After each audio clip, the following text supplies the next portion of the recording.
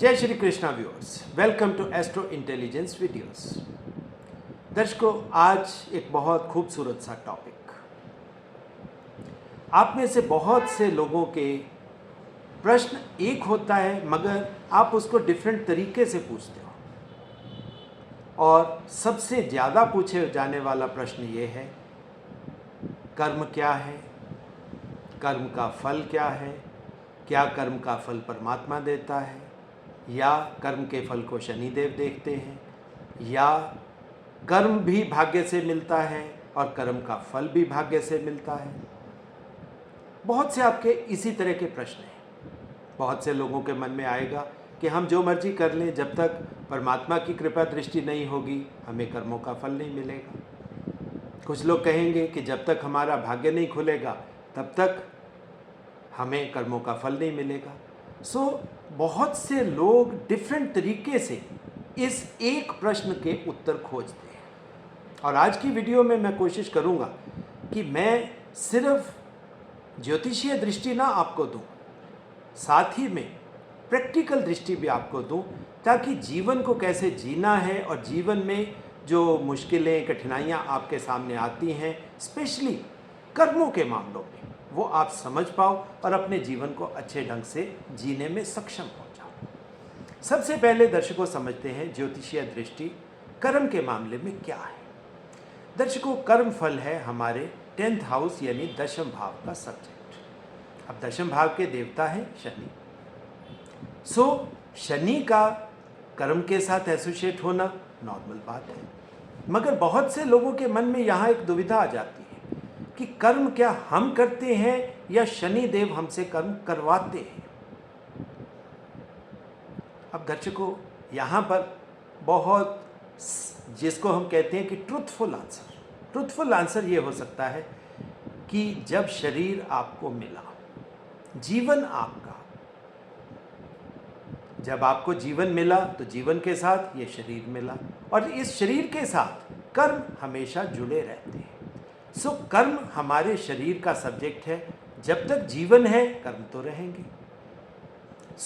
कर्म शनिदेव के नहीं, कर्म हमारे अपने, या जो एक जीवन में किसी को शरीर मिलता है उस शरीर के साथ निश्चित है कि कर्म उनको उस शरीर को करना है। पहला प्रश्न तो ये है कि कर्म शनिदेव के नहीं हैं, वो आपके हैं। आप ही कर्म करते हो या कर सकते हो। ना परमात्मा आपसे कर्म करवाता है, ना भाग्य आपसे कर्म करवाता है, ना शनिदेव आपसे कर्म करवाते हैं। आप कर्म अपने साथ लेकर आए हो और कर्म आपको करने हैं। अब ये जो साथ लेकर आने का सब्जेक्ट है, ये भी दर्शकों ज्योतिषीय दृष्टि क्या कहती है, इसको भी आप समझ लें। ज्योतिषीय दृष्टि ये कहती है कि कुछ कर्म हम प्रारब्ध के रूप में, पिछले जन्मों के प्रसाद के रूप में कह लीजिए, या पिछले जन्मों का जो भी मिला जुला लेखा हम अपने साथ लेकर आते हैं, उसके थ्रू भी कुछ कर्म हमें मिलते हैं, जिसको इंग्लिश में हम कार्मिक पेंडेंसीज भी कह सकते हैं, जो हम इनहेरिट करके लाते हैं पिछले जन्मों से। पहला प्रश्न तो दर्शकों कि कर्म आपका है, आपको करना है।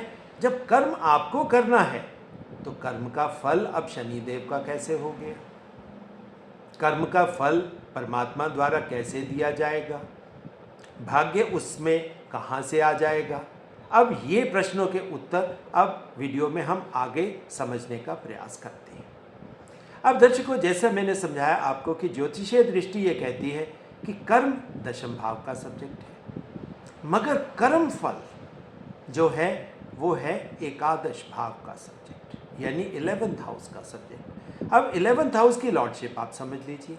11th हाउस की लॉर्डशिप भी दर्शकों ये शनि देवता के पास ही है, मगर एकादश भाव या 11th हाउस की जो स्वामित्व है वो अकेले शनि देव के पास नहीं है।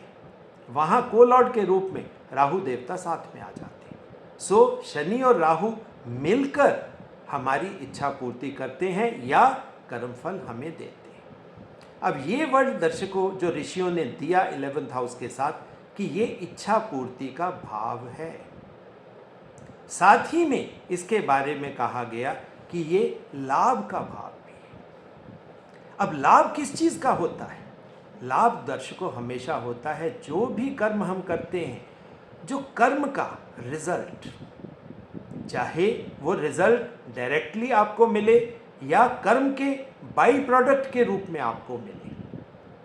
अब जैसे क्या होता है कि आप किसी जगह पे जॉब करते हो या कोई अपना काम करते हो, जो उससे पैसा मिलता है, देखो कर्म करने के बाद पैसा हम कह सकते हैं उसका फल है, मगर कर्म करते हैं तो कर्म के बाई प्रोडक्ट के रूप में हमारा शरीर भी स्वस्थ रहता है, तो वो आप समझ सकते हो कि वो कर्म का बाई प्रोडक्ट हो सकता है।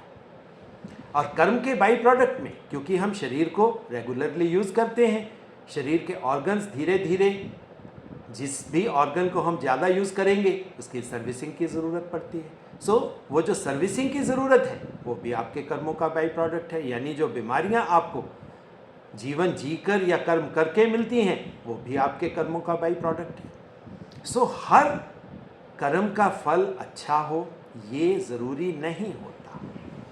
जब तक हम कर्म को और कर्म के फल को सही पर्सपेक्टिव में समझ नहीं पाते तब तक ये दुविधा आपके मन में चलती रहेगी।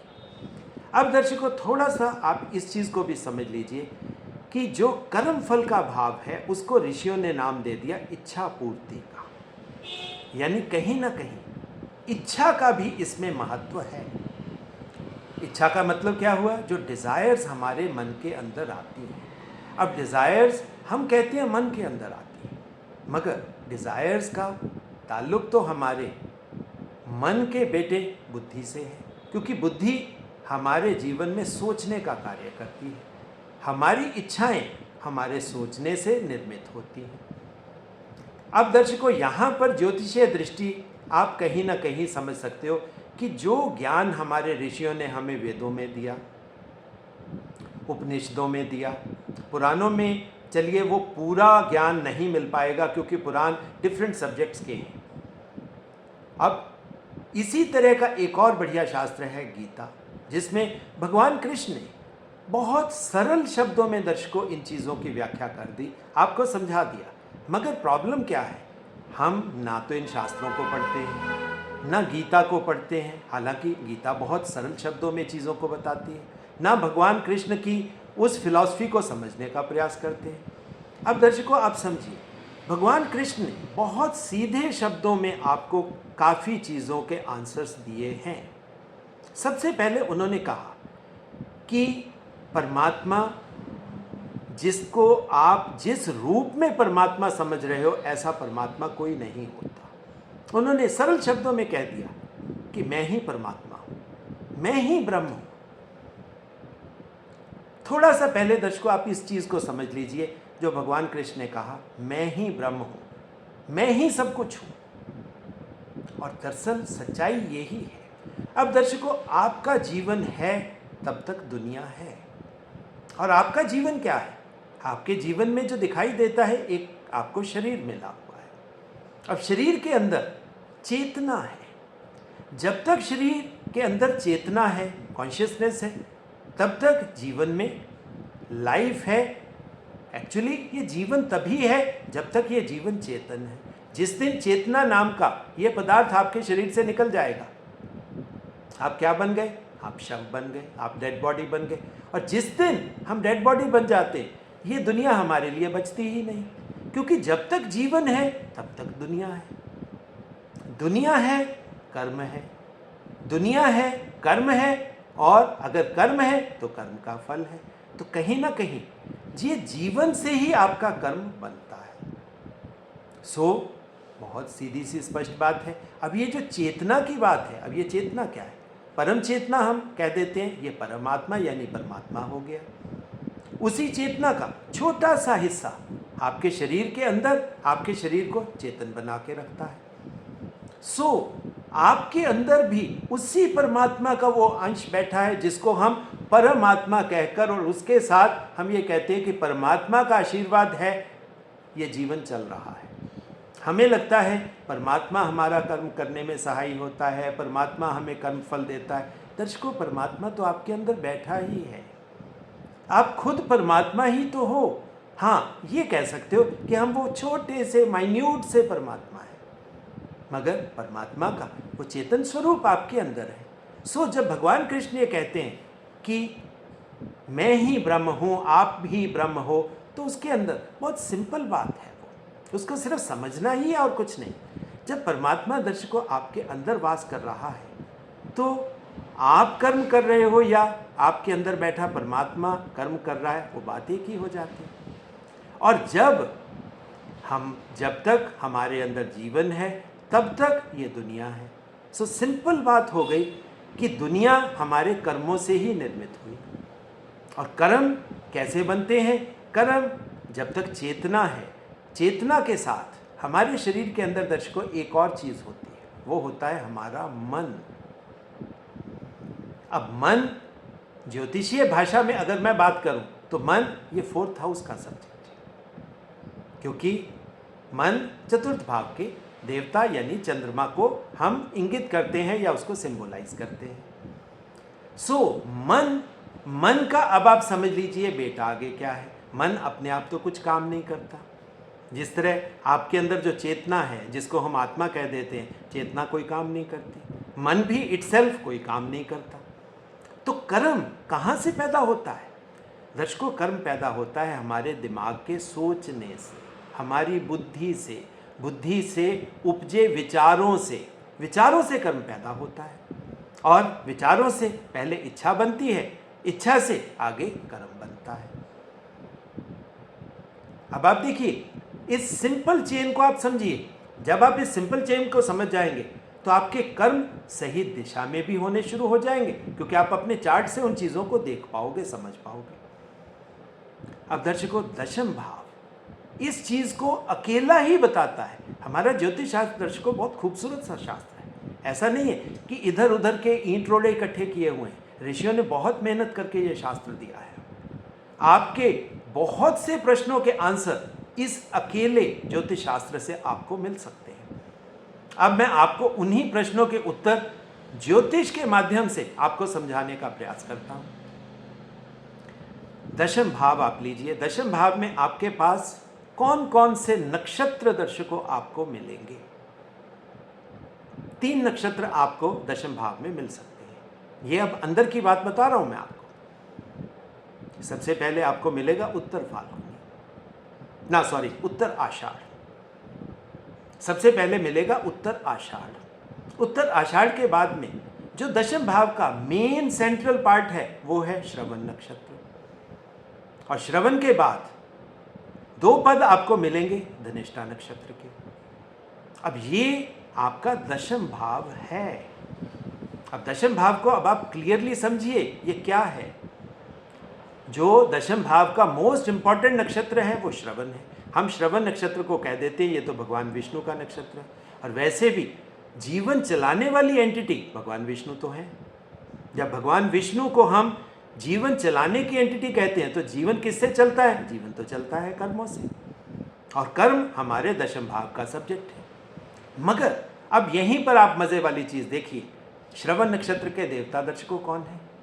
श्रवण नक्षत्र के देवता है चंद्रमा, यानी कि आपका मन। अब यहां पर आप गीता में फिर वापस चलिए, आपको समझ आएगी गीता में भगवान कृष्ण ने क्या कहा। आपके कर्म का फल आपके मन द्वारा सोची गई चीजों से या मन के भावों से उत्पन्न होता है, और उसी से वो आपका कर्म का फल निश्चित हो जाता है। यानी जो आप अपने मन में भाव लेकर चलोगे। अब श्रवण नक्षत्र आपके कर्म भाव का मेन सेंट्रल पॉइंट है, और उसके देवता कौन है? वो तो चंद्रमा है। श्रवण नक्षत्र को हम बाहर से एसोसिएट कर देते हैं भगवान विष्णु के साथ।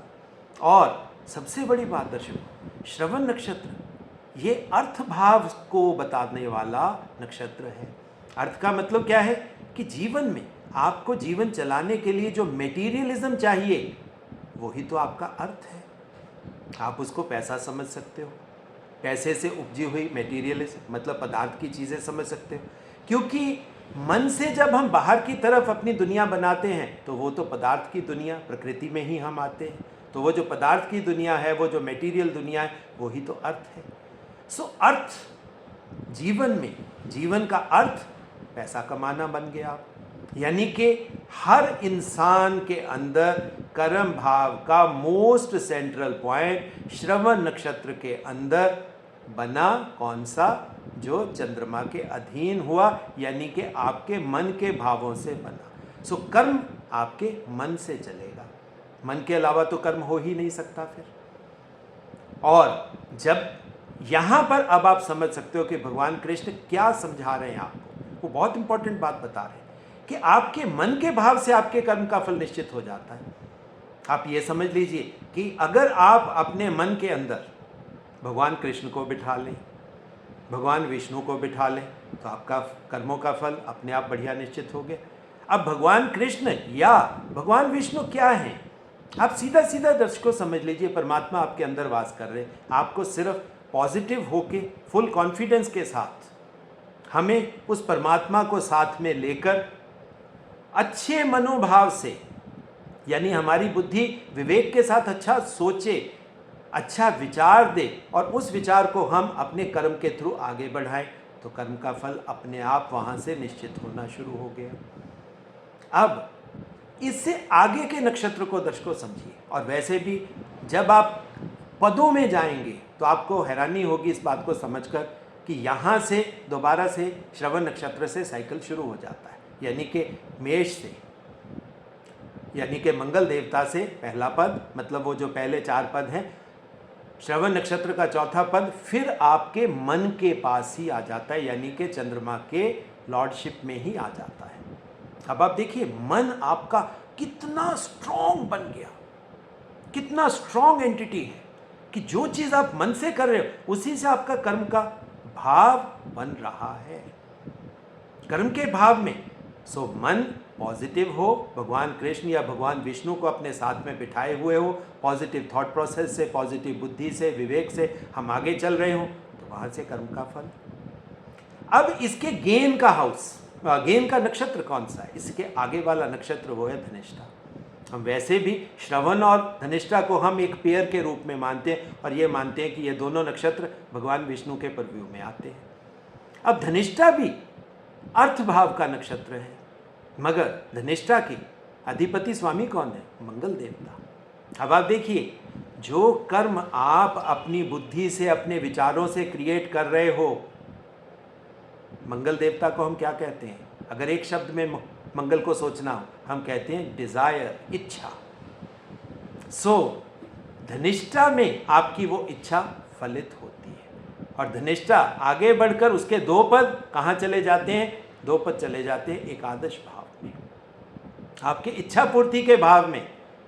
तो दर्शकों, मन से जो डिजायर धनिष्ठा के थ्रू गई, उसमें उसके थ्रू अब आप कहाँ एंटर कर गए? आप एकादश भाव में एंटर कर गए, अपने इच्छा पूर्ति के भाव में। तो इच्छा आपकी कहाँ से बननी चाहिए? इच्छा आपकी बननी चाहिए श्रवण नक्षत्र से। या कोई भी इंसान अपने दशम भाव के जो भी वहां पर नक्षत्र उसको मोस्ट सेंट्रल पॉइंट में मिले, उसका कर्म उस दिशा में जाना चाहिए।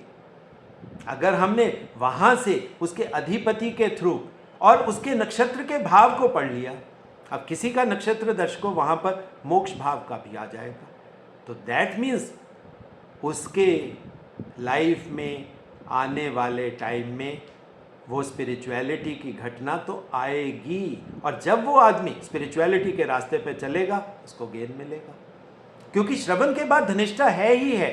और धनिष्ठा को मैं हमेशा, आप जो दर्शक शुरू से मेरे साथ जुड़े हुए, मैं धनिष्ठा को हमेशा सेठ जी कहकर बात करता हूँ, क्योंकि आपके कर्म का फल है धनिष्ठ। तो धनिष्ठ बना रहा है आपको पैसे वाला, आपको इन्फ्लुएंशियल उस तरह का बना रहा है धनिष्ठ। और इससे अगला नक्षत्र दर्शकों जो एकादश भाव में आपको मिलता है वो है शतभिषा। 100 तरह के फल। अब 100 तरह की इच्छाएं हो सकती हैं, 100 तरह के फल भी हो सकते हैं। और राहु आपके 100 छोड़िए, वो तो 1000 से लेकर, क्योंकि राहु तो अनलिमिटेड पोटेंशियल में काम करता है। राहु तो आपको मल्टीपल ऑप्शंस आपको देता भी है, मल्टीपल ऑप्शंस में आपको आपकी इच्छाओं का फल भी दे सकता है। सो दर्शकों, कर्म सही इच्छा से हो, और सही इच्छा से अगर आप कर्म करोगे तो इच्छा की पूर्ति आपको एकादश भाव में शनि और राहु को देनी ही पड़ेगी।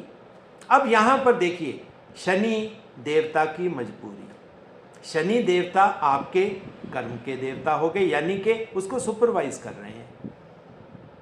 अब शनि देवता जब आपके कर्म को सुपरवाइज कर रहे हैं, अब शनि न्याय के देवता भी हैं, कर्म फल के देवता भी हैं। अब वो तो बेचारे मुश्किल में पड़ जाते हैं ना, क्योंकि हम क्या करते हैं, कर्म के फल में कभी परमात्मा को डाल देते हैं, कभी हम क्या करते हैं, भाग्य को डाल देते हैं। अब आप देखिए कितना सिंपल कॉन्सेप्ट है ये, मगर दर्शकों ये बहुत डीप कॉन्सेप्ट है। ऋषियों ने बहुत सरल शब्दों में ज्योतिष शास्त्र में दे दिया, मगर हम लोग इस ज्योतिष शास्त्र का कुछ बनाए जा रहे हैं आजकल। सो कर्म का फल दर्शकों आज आपको समझ में आया होगा कि आप कैसे देखो। अब आप में से बहुत से दर्शकों के सीधे सीधे प्रश्न बन जाएंगे कि सर हम अपने चार्ट में उसको कैसे देखें। अब दर्शकों मैं आपको समझा देता हूँ। देखिए, बाहर से आपका चार्ट, क्योंकि आपका जन्म एक पर्टिकुलर राशि में होता है और उसी से आपका सभी हाउसेस बन जाते हैं आगे, और आपके नक्षत्र उसी तरीके से निश्चित हो जाते हैं। मगर उसके अंदर जो चीज़ पड़ी है, क्योंकि जीवन इटसेल्फ क्या है, जीवन काल पुरुष है। सो दशम भाव तो दशम भाव ही रहेगा। दशम भाव के अंदर श्रवण नक्षत्र, धनिष्ठा नक्षत्र वो इसी तरीके से चलेंगे, मगर उसके ऊपर आपका नक्षत्र सुपर इम्पोज हो जाता है, क्योंकि वो आपकी राशि से बन गया। अब आप देखिए कि आपके दशम भाव में कौन से नक्षत्र से शुरुआत हो रही है और कौन सा नक्षत्र आपको मिडल में, सेंटर में मिल रहा है, यानी कि मोस्ट इंपॉर्टेंट आपका कौन सा नक्षत्र है।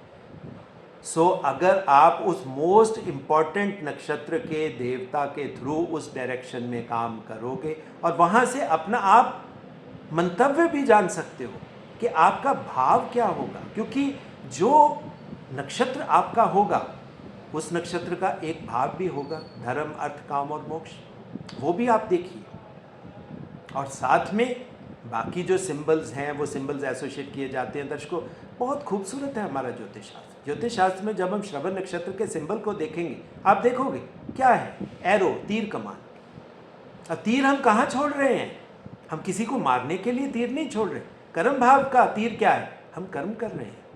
हाँ, युद्ध में अगर आप हो तो आपका कर्म, वही तो चीज़ भगवान कृष्ण ने अर्जुन को समझाई कि अब गांडीव रख मत, तेरा कर्म है गांडीव, अब गांडीव को उठाओ और प्रत्यंचा चढ़ाओ और धनुष बाण सही डायरेक्शन में तुम्हारा जाना चाहिए, क्योंकि तुम्हारा कर्म अब गांडीव उठाना है। ये देखना नहीं है कि सामने भीष्म पितामह है, कि तुम्हारे गुरुदेव हैं और तुम्हारे भाई बहन, ये सोचने का तुम्हारा वो नहीं है। अब ये जो एजुकेशन है दर्शकों, ये ऋषियों ने हमें दी है। जब हम उसको पढ़ेंगे, उसको समझेंगे, वो एरो, आपका एरो सही दिशा में जाए। अब आप समझते हो कि आपको कैसे देखना है, वो डायरेक्शन आपकी सही हो जाए। क्योंकि जब भगवान कृष्ण ने समझा दिया अर्जुन को और अर्जुन ने गांडीव उठा लिया, अब वो डायरेक्शन सीधी हो गई। जो अधर्म का राज बन गया था कौरवों द्वारा, धर्म का राज आ गया। दर्शकों जब हम किसी सही दिशा में कर्म करेंगे, बस सबसे बड़ी बात क्या है कि आपका अंदर, मन के अंदर, मन के बेटे के वो जो बुद्धि, वो क्या विवेक से सोच रही है कि नहीं सोच रही, क्या वहाँ पर लालच है, सेल्फिश है मोटिव। अगर सेल्फिश मोटिव से दर्शकों वहाँ पर कर्म होगा तो फल कैसे अच्छा मिल सकता है। अगर आप किसी को देने वाले भाव से काम कर रहे हो तो आप देवता के भाव से काम कर रहे हो। अगर आप लेने वाले भाव से, चीटिंग के भाव से, किसी को फ्रॉड करने के भाव से काम कर रहे हो तो आप कैसे चल रहे हो, आप दानव के भाव से चल रहे हो। दानव के भाव से कर्म किया तो उसका फल दानव के भाव का मिलेगा। सो दर्शकों ये कॉन्सेप्ट या फिलॉसफी कोई बहुत डिफिकल्ट नहीं है, सिर्फ आपको उसको सही समझना है। सो दर्शकों ये था मेरा प्रयास कि मैं आपको समझा पाऊँ कर्म क्या है, कर्म कैसे करना है, कर्म किस तरीके से हमें उसके फल को देखना भी है और समझना भी है।